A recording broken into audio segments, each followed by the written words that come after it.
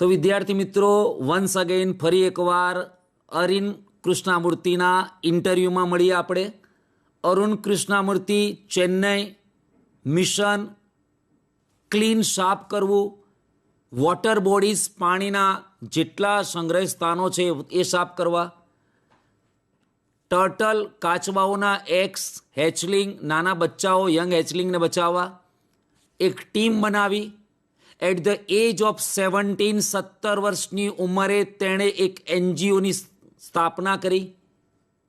एनजीओનું નામ હતું વિદ્યાર્થી મિત્રો એન્વાયરમેન્ટાલિસ્ટ ફાઉન્ડેશન ઓફ ઇન્ડિયા, જેનું આપણે શોર્ટ ફોર્મ EFI જોયું। જ્યારે એણે શરૂઆત કરી આ મિશનની ત્યારે સૌથી પહેલાં ચેન્નઈ, પછી હૈદરાબાદ, પછી દિલ્હી, પછી કોઈમ્બતુર, પછી પોંડિચેરી, જુદા જુદા જગ્યાએ એણે આ મિશન હાથમાં લીધું। અને જ્યારે ગયા આપણે એપિસોડમાં જોયું હતું કે એની ક્લિપમાં આપણને બતાવ્યું હતું કે 17 લાખ જળાશયો, જેને આપણે લેક્સ કહીએ છીએ, સરોવરો, એ એણે સાફ કરાવ્યા છે। સાથે સાથે એન્વાયરમેન્ટ એ પોતે એમ કહે છે કે હું એન્વાયરમેન્ટલિસ્ટ છું, હું કોઈ એક્ટિવિસ્ટ નથી, હું કોઈ આંદોલનકારી નથી, હું કોઈ બળવાખોર નથી, હું એક આંદોલનકારી છું। અને એણે એન્વાયરમેન્ટ બચાવવા માટે સાથે સાથે લોકોમાં અવેરનેસ જાગૃત તે માટે એણે સ્ટ્રીટ પ્લેસ એ અને એની ટીમ દ્વારા થયા। એણે એક બીજું પણ કાર્ય કર્યું કે એ એન્વાયરમેન્ટ ફ્રેન્ડલી પેપર બેગ્સ બનાવવાની ચાલુ કરી, જેથી કરીને પર્યાવરણ જમીનને નુકસાન થતું અટકે, પોલ્યુશન ઘટે એટલું। સાથે સાથે એણે એ પોતાના ઇન્ટરવ્યૂમાં વાત કરી કે મને સૌથી પહેલી પ્રેરણા મળી મારા બાજુના ઘરની બાજુમાં જ અડીને એક જે સરોવર હતું, એ સરોવર જેને કહેવાય, એણે શબ્દ પણ વાપર્યો છે હેવીલી પોલ્યુટેડ, અતિશય પ્રદૂષિત। હવે ફ્રોગ્સ, સ્નેક્સ ત્યાં આગળ પણ એટલું બધું પ્રદૂષિત હતું કે ધીમે ધીમે એમાંથી સ્પ્રેડ ઓફ મોસ્કિટોઝ, મચ્છરોના ઝુંડ ફેલાવો થયો, ડિઝીઝ, રોગ થવાના શરૂ થાય, હર્ટ બેડલી। અને તેના કારણે એણે મિશન હાથમાં લીધું। He got together with his couple of friends and clean સાફ કર્યું। શું સાફ કર્યું? એની બાજુનું જે નેક્સ્ટ ટુ હોમ, તેના ઘરની બાજુમાં જે લેક હતું તે। આ એનું પહેલું એક્ટિવિટી હતી। એની આ એક્ટિવિટીમાં ધીમે ધીમે એને સપોર્ટ મળતો ગયો। એને એ પણ કીધું કે તમારા મમ્મી પપ્પા, પેરેન્ટ્સનો, ટીચર્સનો શું રોલ છે? તો એણે કીધું કે પેરેન્ટ્સ મને supportive, very supportive, they understood about my interest in environment. સાથે સાથે એ પણ કીધું કે મને એ એડવાઇસ, સલાહ આપતા હતા। હું એમને પ્રશ્ન પૂછતો જ્યારે કોઈ પણ જમ્પિંગ એક્શન્સ, એવો વાક્ય રચના આપેલી છે કે જેનો કોઈ કાર્યમાં કૂદતો એ પહેલાં, એ બિફોર ધેટ, એ પહેલાં I took the advice from my parents. સાથે સાથે એ પણ બાય ધ વે અથવા તો ઓન ધ વે બીજી એ બાબતમાં જોઈએ, બીજી રસ્તા ઉપર તો આપણે એ પણ જોતા હતા કે ડાયરેક્ટલી યા ઇનડાયરેક્ટલી હું મારા પેરેન્ટ્સને હર્ટ તો નથી કરી રહ્યો, એમના ડ્રીમ્સને હું ચૂડતો નથી કરી રહ્યો, એ પણ હું ધ્યાન રાખતો હતો। અને મારા ટીચર્સનો તો રોલ ઇમ્પોર્ટન્ટ છે, કારણ કે always guided me how to go into that action, એ સમજાવતા। સાથે સાથે મને એ પણ સમજાવતા કે યુ મેન્ટેન હ્યુમિલિટી, વિનમ્રતા તારે જાળવી રાખવાની છે। સ્નોબીસ, એરોગન્ટ નથી બનવાનું તારે, કારણ કે તું જે મનમાં એવું વિચારીશ કે આઈ એમ ધ સુપરસ્ટાર, હવે હું એક સારો મહાન નાયક બની ગયો છું આ એન્વાયરમેન્ટના એક્શનમાં, કાર્યમાં, આ ધીસ એન્વાયરમેન્ટ એક્શનમાં, તો એ તને નીચે લાવી દેશે। માટે બિલકુલ સ્નોબીસપણું ના જોઈએ, એરોગન્ટ ના જોઈએ, ઓનલી સિમ્પલ લાઈફ। અને પોતે પણ કહે છે કે I am not an activist, I am an environmentalist. તો આવી પ્રેરણા, પ્રશ્નો, આની ચર્ચા આપણે કરી। હવે એક નવો પ્રશ્નો ઇન્ટરવ્યુમાં પૂછવામાં આવે છે। એ કયો પ્રશ્ન પૂછ્યો છે એ આપણે હવે જોઈએ વિદ્યાર્થી મિત્રો અહીંયા પીપીટી ફાઇલ ઉપર। પ્રશ્ન છે, did you feel any hesitation in ક્વિટિંગ a well paying job and venturing into this full time? What were the options you weighed before you arrived at your decision? આ એની લાઈફનો એક ટર્ન છે અહીંયા. Hesitation એટલે હિચકિચાટ, અવઢવ આપણે ચર્ચા કરી છે, પણ મેં એ અક્ષરને પાછા રેડ ફોન્ટમાં લઈ લીધા છે, એટલે તમે એ ગ્લોસરી તૈયાર કરી શકો, એ વોકેબ્યુલરી તૈયાર કરી શકો. હેઝિટેશન, અવઢવ. ક્વિટ એટલે છોડી દેવું. વેલ પેઇંગ, સારી એવી આવક મળતી હતી, એ જોબ છોડી દીધી, તો તમને કોઈ હેઝિટેશન, હિચકાચાટ થઈ? કારણ કે વિદ્યાર્થી મિત્રો, આ જે અરુણ કૃષ્ણામૂર્તિ છે ને, એ ગૂગલ કંપનીમાં નોકરી કરતો હતો. વેલ પેઇંગ જોબ હતી, સેલેરી હતી એની, પણ એને એમ થયું કે નહીં, મારું મિશન કંઈક અલગ છે. એન્ડ વેન્ચરિંગ ઇન્ટુનો મતલબ થશે વિદ્યાર્થી મિત્રો, કોઈ રિસ્કી કામમાં ઝંપલાવવું. આ રિસ્કી કામ હતું. નોકરી છોડી દીધી, ગૂગલમાં હતી, સારી કંપનીમાં હતી, છોડી દીધી અને ફૂલ ટાઈમ આમાં ઝંપલાવી દીધું. તો કોઈ ફિલિંગ એ વખતે? અને what were the options you weighed before you arrived at your decision? આ નિર્ણય પહેલાં તમે કયા કયા ચાતુર્યભર્યા નિર્ણયો લીધા, વિકલ્પો તમારી પાસે હતા? જુઓ અહીંયા, it is always good to decide in favour of what you really love to do. બેટા, આ વાક્ય બહુ જ અગત્યનું છે. 3 ઇડિયટ્સમાં કદાચ આ વાક્યની જરૂર હતી. It is always good to decide in favour of what you really love to do. તમને શું કરવું ગમે છે એ તરફેણમાં તમારે વિચારવાનું નક્કી કરો, એક સારું ડિસિઝન લો. એટલે મેં એ ડિસિઝન લીધું. આઈ ક્વિટ, છોડી દીધું my job at Google, but I still keep in touch. છતાં આજે એના સંપર્કમાં તો છું. મેં જોબ છોડી છે, એના સાથેના રિલેશન નથી છોડ્યા. In touch with my friends there. So only my duties at Google have come to an end. કદાચ મારી નોકરીનો, મારી ફરજનો ત્યાં અંત આવ્યો છે, પણ નોટ માય ઇમોશનલ બોન્ડ. મારા જે ભાવનાત્મક બંધન છે એ મેં હજી સ્ટોપ કર્યું નથી ત્યાં આગળ. બહુ સરસ જવાબ એણે આપ્યો છે અહીંયા. હવે એના પ્રશ્ન શું પૂછે છે આપણે જોઈએ કે Y does Arun say that only his duties at Google have come to an end? કારણ કે એના ઇમોશનલ બાઉન્ડ છે એ હજી સ્ટોપ થયા નથી. એ જવાબ એની વાક્ય રચનામાં આવશે. વાયવાળો પ્રશ્ન બીકોઝથી ગોઠવી અને એ વાક્ય રચના સેટ કરવાની છે. બીજો પ્રશ્ન અહીંયા ફકરામાંથી આપણે જોઈએ કે એને એવો ઇન્ટરવ્યુમાં પૂછવામાં આવ્યો, એ જ વસ્તુ છે પણ એનો બીજો પેરેગ્રાફ છે કે તમારે હેઝિટેશન, નોકરી છોડતી વખતે કયા વિચારો આવ્યા ડિસિઝન લીધા પહેલાં? તો I understood that I had to leave the job at that minute in 2010. એક પલમાં મેં નિર્ણય લીધો કે મારે આ નોકરી છોડી દેવી છે.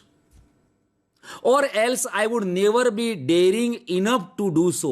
કદાચ પછી મારામાં ડેરિંગ ના આવ્યું હોત. Sometimes we have to take quick decision. ઝડપથી નિર્ણય લેવો પડે છે.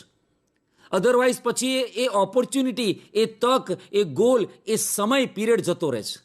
અને અહીંયા એ જ કીધું છે એણે કે I understood that I had to leave the job at that minute in 2010માં.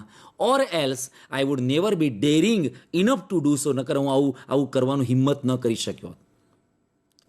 I could not sit back and enjoy life when environmental damage was happening on such a large scale. આવા વિશાળ પ્રમાણમાં જ્યારે damage, નુકસાન થઈ રહ્યું હોય, તો પર્યાવરણને નુકસાન થઈ રહ્યું હોય અને હું મારી જિંદગી એન્જોય કરીને બેસી રહું, ઇટ્સ નોટ ગુડ. એ સારું નથી.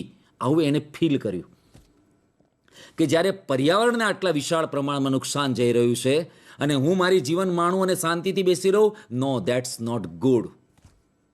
આઈ વોન્ટેડ ટુ ડુ સમથિંગ. હું કંઈક કરી છૂટવા ઈચ્છતો હતો. And that something needed my full attention. અને તે માટે મારે સૌથી પહેલી જરૂર હતી મારા પૂરેપૂરા ધ્યાનની. એ વસ્તુ પર મારે પોતાનું ધ્યાન કેન્દ્રિત કરવું હતું. મારું એક જ મિશન બનાવવું હતું. So I left Google for EFI. અને તેથી મેં આ EFI, અહીંયા environmentalist foundation of India join કરવા માટે મેં મારી ગૂગલની નોકરીને છોડી દીધી 2010માં, 2010માં. અને એ જ નીચે પ્રશ્ન પૂછ્યો છે કે why did Arun quit his job, શા માટે એણે પોતાની નોકરી છોડી? કારણ કે એ ઈચ્છતો હતો કે he could not sit back and enjoy life when environmental damage was happening on such a large scale. He wanted to do something and something needed his full attention. તો કેમ નોકરી છોડી? કારણ કે એ પોતાના લાઈફને ખાલી એન્જોય કરીને બેસી રહેવાનો હતો ઈચ્છતો. આ જે એન્વાયરમેન્ટને ડેમેજ થઈ રહ્યું હતું એને સેવ બચાવવું હતું. એના પછી નેક્સ્ટ છે કે what kind of garbage do people throw in to water bodies? કયા કયા પ્રકારના કચરા પાણીમાં નાખતા હોય છે લોકો? કદાચ તમે કાંકરિયા લેક ગયા હશો અથવા કંઈ સરસ જગ્યા પર ગયા હશો, તમે જોયું હશે વિદ્યાર્થી મિત્રો કે પોપકોર્ન ખાધી પછી પ્લાસ્ટિકની થેલી અંદર, કોઈ પણ એવું છે ડસ્ટ જેવું બધું અંદર. તો એનાથી ધીમે ધીમે ધીમે ઇવન હવે તો ટેવ પણ પડી છે કે ફોટા હોય કે અમુક સ્લીપર હોય કે અમુક જેવા કપડાં હોય તો ભલે એમાં ફેંકી દો. Garbage threw into the water bodies. એ લોકો how do you deal with the removal, એને દૂર કરવા માટે of this garbage once you clean the water bodies? જોજો વિદ્યાર્થી મિત્રો, everything from a diaper to worn out slipper. ડાયપરથી લગાવીને પહેરેલા ઉપયોગમાં લીધેલા જૂના સ્લીપરને પણ લોકો અંદર નાખતા હોય છે. We find everything in our lakes. આપણા સરોવરમાં આ દરેક વસ્તુ આપણે જોઈ શકીએ છીએ, જોઈએ છીએ. This is so disturbing. એટલું બધું ખલેલ પહોંચાડે છે બિકોઝ ઇટ ઇઝ વોટર, પાણી છે, and water is the basis of life. અને આધાર છે, જીવનનો આધાર પાણી છે, અને એને જ વી આર ડિસ્ટર્બિંગ. આપણે ડિસ્ટર્બ કરી રહ્યા છે, ખલેલ પહોંચાડી રહ્યા છે. How can we not care for these water bodies? કેવી રીતે આપણે એની કેર ન લઈ શકીએ? Is it not our duty? We use these garbage for landfill. જમીન ભરાઈ જાય તેનાથી વિથ નો લેન્ડફિલ, જમીન ભરાઈ જાય, નો ઓર મિનિમલ, સૌથી ઓછું એક્સપ્લોઝર, જે ખુલ્લું પડવું બહાર, to the lake area and water holding R free of garbage. આપણું એક જ મિશન છે કે આ બધું જે વોટર બોડીઝ એમાંથી જેને કહેવાય નહિવત અથવા તો ન બરાબર કચરો રહેવો જોઈએ, સો દેટ જેથી કરીને birds, frogs and snakes can live in peace, કે પક્ષીઓ, દેડકાઓ અને સાપ શાંતિથી જીવી શકે. એ ડિસ્ટર્બ કરી રહ્યા છે આપણે. તમે જોયું હશે કે ઈરાકની અંદર જ્યારે આ યુદ્ધ થયું હતું ત્યારે એ તેલના જે પીપો છે એ એણે નાખી દીધા હતા દરિયાની અંદર, ઓઇલના, અને તેના કારણે કેટલાય જેને કહેવાય આપણે જળચર પ્રાણીઓ છે એના લીધે મરી ગયા હતા. તો આ ગાર્બેજ અનેક પ્રકારના છે. અહીંયા આપણે કીધું એ પ્રમાણે ડાયપરથી માંડીને વોર્ન આઉટ સ્લીપર સુધી, અને એ ડિસ્ટર્બ કરી રહ્યા છે. Birds, frogs and snakes can live in peace. જો એ તમે કરશો તો શાંતિથી જીવી શકશે, સાફ કરશો તો. Otherwise we are disturbing these animals and birds. તો પ્રશ્ન આપણને કહે છે કે what is thrown in lakes? સરોવરમાં શું નાખવામાં આવે છે? આપણે કીધું ઉપર પ્રમાણે everything from a diaper to worn out slippers. Why should we care for water bodies? કારણ કે water is the basis of life. પાણી જ એ જીવનનો આધાર છે. વાયવાળો પ્રશ્ન બીકોઝમાં ગોઠવી દેવાનો છે અને પછી લખવાનું છે કે water is the basis of life. આગળ જોઈએ. હાઉ મેની ડેઝ, કેટલા દિવસ, does it take to clear a large lake? એક વિશાળ સરોવરને સાફ કરતો કેટલા સમય લાગે, કેટલા દિવસ થાય છે? અને do you use any special equipment? કોઈ ખાસ સાધન ઉપયોગ કરો છો ફોર ક્લિનિંગ એન્ડ સેફટી? સાફ કરવા માટે, તમારી સલામતી માટે પણ તમે કંઈ યુઝ કરો છો? તો depending on the size of the lake, સરોવરના કેટલું મોટું કદ છે એના ઉપર ડિપેન્ડ, આધાર છે, એવો જવાબ આપે છે. And the amount of garbage, અને અંદર કેટલો કચરો છે. હમણાં 2 દિવસ પહેલાં જ ન્યૂઝમાં આવ્યું હતું કે દાહોદ, એક આપણું સૌથી રિમોટ ગુજરાતનું છે, એક સરસ ટાઉન છે, અને એમાં વચ્ચોવચ્ચ છાપ તળાવ, એક સુંદર શોભા છે. લગભગ 1 વર્ષથી એની અંદર કચરો હતો. જેને કહેવાય અનેક વનસ્પતિઓ આવી ગઈ હતી, ઝાડી ઝાખરા આવી ગયા, ત્યાં શ્રબ શબ્દ આવશે હમણાં આગળ, વીડ્સ શબ્દ આવશે. હવે એનું રિમૂવલનું કામ ચાલી રહ્યું છે. And the people of Dahod are very happy now. અત્યારે કોઈ પણ આફ્ટર 1 વર્ષ પછી. તો depending on the size of the lake and the amount of garbage, it can take anywhere between 5 days and 3 months. 5 દિવસ પણ થાય, 3 મહિના પણ થાય, to completely clean a lake. We have our tools, અમારી પાસે સાધનો છે અમારા, લાઈક રેક્સ. રેક્સનો મતલબ મેં કીધું એ પ્રમાણે દાંતાવાળા, જેને કહેવાય દાંતાવાળા હોય છે આ રીતે, જે આપણે કપચી હટાવીને સરખી કરવાની છે તે. એન્ડ સ્પેડ્સ. સ્પેડ મતલબ તમને ખબર છે બેટા, સ્પેડ એટલે પાવડો ટાઈપમાં. તો આનાથી અમે હટાવીએ છીએ. ઓજાર્સ કયા છે, ઇક્વિપમેન્ટ્સ કયા છે એ યાદ રાખો. સમય કેટલો લાગે છે એની અંદર પ્રશ્ન આપ્યો છે. હવે પ્રશ્ન જોઈ લઈએ તો પ્રશ્ન આ પ્રકારનો છે કે વિચ ટૂલ્સ, કયા સાધનો, તો છેલ્લે 2 આપેલા છે, રેક્સ એન્ડ સ્પેડ્સ. બીજો પ્રશ્ન છે હાઉ લોંગ, કેટલો સમય લાગે છે, તો આપણે બતાવી શકાય બિટવીન 5 days એન્ડ 3 months. તો ફકરામાંથી જ જવાબ શોધવાનો છે વિદ્યાર્થી મિત્રો. તો આપણા માટે ઘણું બધું સરળ છે. આગળ જોઈએ.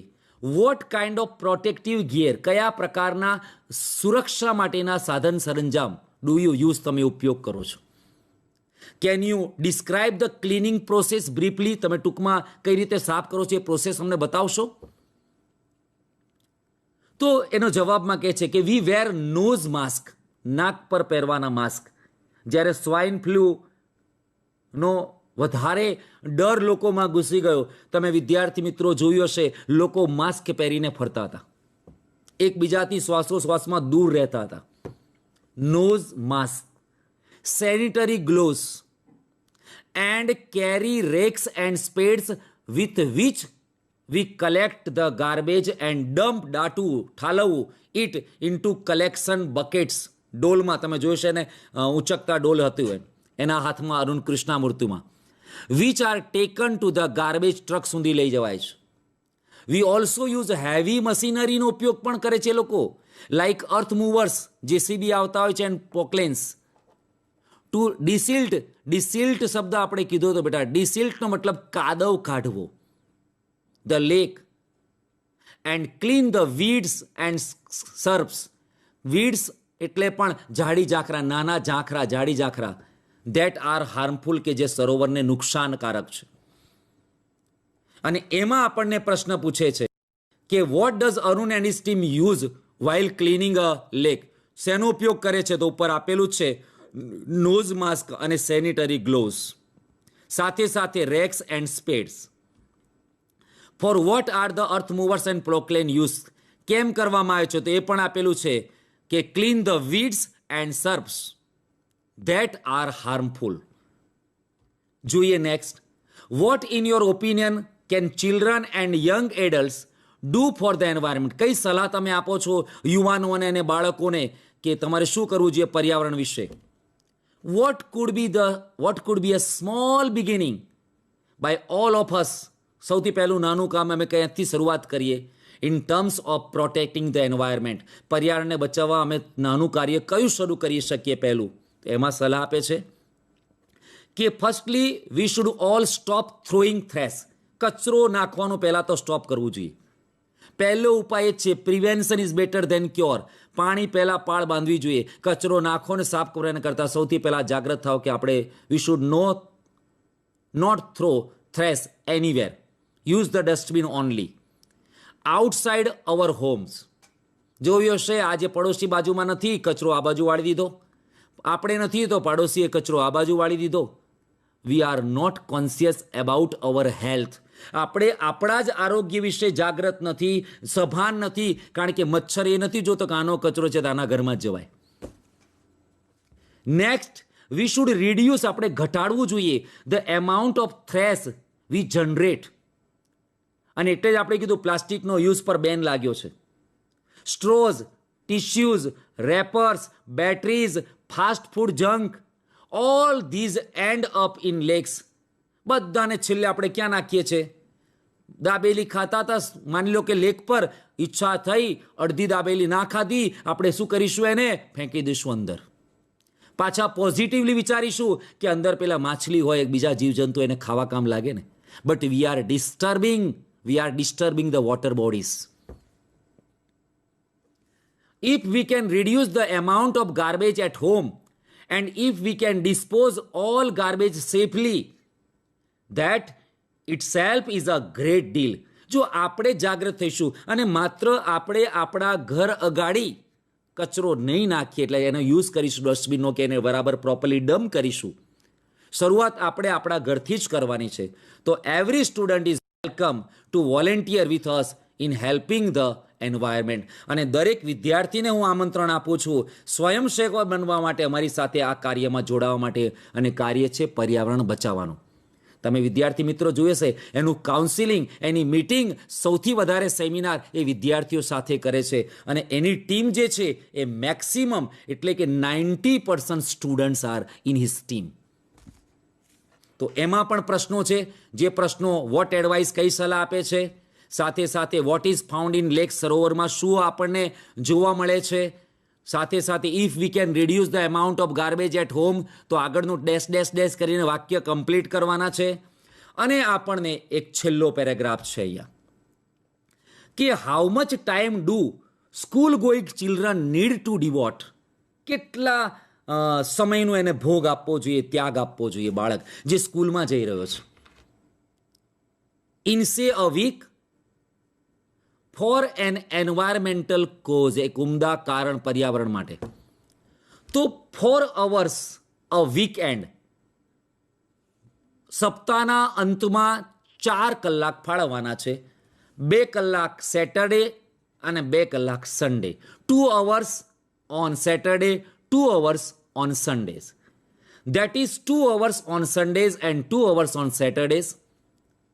This small beginning, આ એક નાની શરૂઆત, is more than enough to ensure large participations later. અને પછી આપણને એક વિશાળ સહયોગ, એક જેને કહેવાય ને કે પાર્ટિસિપેશન, ભાગીદારી પાછળથી સાબિત થશે.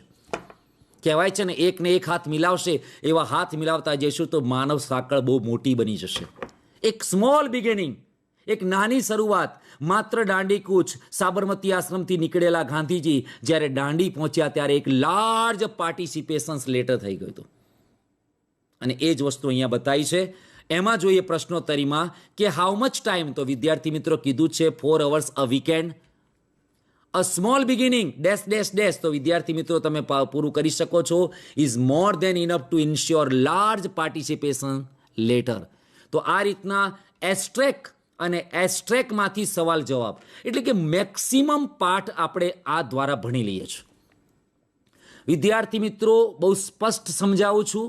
પાઠને ગ્લોસરીની રીતમાં અને પાઠને એસ્ટ્રેકના આપેલા પ્રશ્નો, ક્વેશ્ચન્સના આન્સર લખવાનું, આ 2 પદ્ધતિ સૌથી જો તમારા દિમાગમાં ઘૂસી ગઈ તો એમસીક્યુ જે છે એ એમસીક્યુ તમારા માટે બિલકુલ ઇઝી થઈ જશે. વોકેબ્યુલરી જે છે, જે તમારે ફ્રેમ સેન્ટેન્સ બનાવવાનું છે, એ પણ તમારા માટે ઇઝી થઈ જશે. અને એ સાબિત કરવા માટે આપણે એની એક્સરસાઇઝ લેવાની છે. પણ એ પહેલાં એક નાનું અમતું, કારણ કે એની સંસ્થા જે કામ કરી રહી છે, એક નાનો પ્રશ્ન પણ લેવો પડશે કે how can students and schools join your fraternity. તમારી કોઈ સંસ્થા, કોઈ કોલેજ, વિદ્યાર્થીઓ તમારી સંસ્થા, ફ્રેટર્નિટી સંસ્થા, સંઘ, મંડળ, do you have any programme to introduce your work to them? તો કે છે યસ, વી ઓફર ફેલોશિપ્સ. આ વાક્ય યાદ રાખજો, ફેલોશિપ્સમાં ઓફર કરી છે to interested students. Our programme looks at young wild life photographers, film makers, theatre artist and scientific researchers મતલબ સંશોધન કરનારાઓ. અમારો પ્રોગ્રામ જે છે લુક્સ, દેખે છે. કોણ દેખે છે? તો આ લોકો. વી ગીવ ધેમ ટ્રેનિંગ, અમે તેમને તાલીમ આપીએ છીએ in these area and got them actively involve, સક્રિય રીતે એમાં સામેલ કરીએ છીએ in all our work. Our youngest volunteer, અમારો સૌથી નાનામાં નાની ઉંમરનો જે સ્વયંસેવક છે, ઇઝ ઇન ક્લાસ 3rd, ત્રીજા ધોરણમાં છે. વિદ્યાર્થી મિત્રો, માત્ર 8 વર્ષનો બાળક પણ આ મિશનમાં જોડાયો છે. So think about it. What should you do? તમારે શું કરવું જોઈએ? એના કરતાં પણ વોટ વી શુડ ડુ, આપણે શું કરવું જોઈએ? હું પણ મારી જાતને એમાંથી બાકાત નથી રાખી શકતો કે 3 વર્ષ ત્રીજા ધોરણમાં ભણતો બાળક પણ જો આમાં ઇન્વોલ્વ થઈ શકતો હોય, આ ફેલોશિપ લઈ શકતો હોય, આ ફ્રેટર્નિટી, આ મંડળ સંઘમાં જોડાઈ શકતો હોય, તો પછી વી આર એલ્ડર ધેન હિમ. જોઈએ અહીંયા, હુમ ડઝ ધ EFI ટ્રેન? કોને તાલીમ આપે છે? તો આપણે કીધું જ છે કે wild life photographers, film makers, theatre artist and scientific researchers. How old is the youngest volunteer? સૌથી નાનામાં નાનો વોલેન્ટિયર કેટલા વર્ષનો છે? How old? તો વિદ્યાર્થી મિત્ર ગણવાનું છે, ત્રીજા ક્લાસમાં છે, માટે 8 વર્ષનો. કે the youngest volunteer is 8 years old. વિદ્યાર્થી કદાચ ખોટું લખશે, નથી લખવાનું બેટા, ત્યાં લખવાનું છે, ઉંમર લખવાની છે, માટે 8 years old. તો આ રીતનું અહીંયા છે. અને EFI શું ઓફર કરે છે? તો ફેલોશિપ્સ ઓફર કરે છે. શબ્દ ખાલી અંદર લખવાનો છે. તો આ રીતના પેરેગ્રાફ